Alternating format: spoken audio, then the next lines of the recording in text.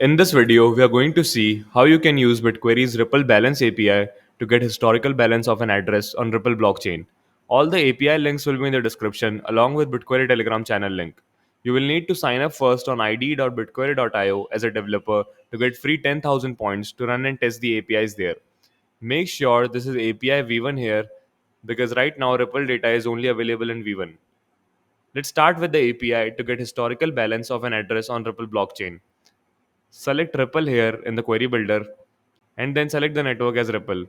Then select balances, and under balances you can see these differently colored attributes, right? From account to transaction type. These differently colored attributes are basically the filters of the same fields that are given below, which you can select and can get in the response. So firstly, select the filters to get your desired query. So firstly, I'll select options. Options basically let you select the order of the response and also the limit of the response.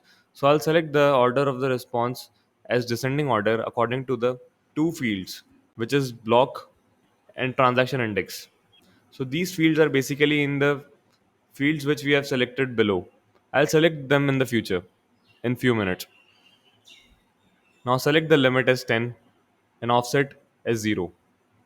Now I'm going to select the date filter using since and till.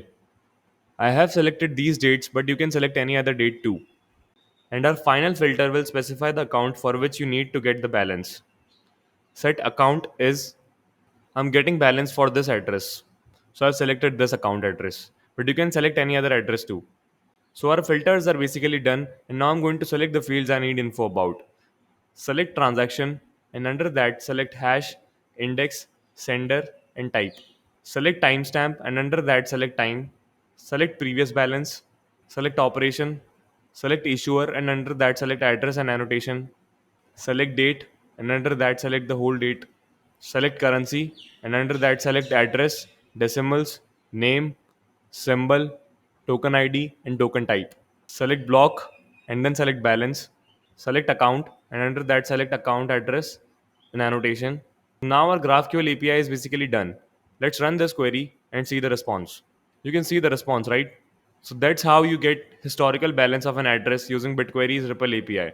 Thanks for watching, like and subscribe, and head over to our Telegram channel if you have any questions.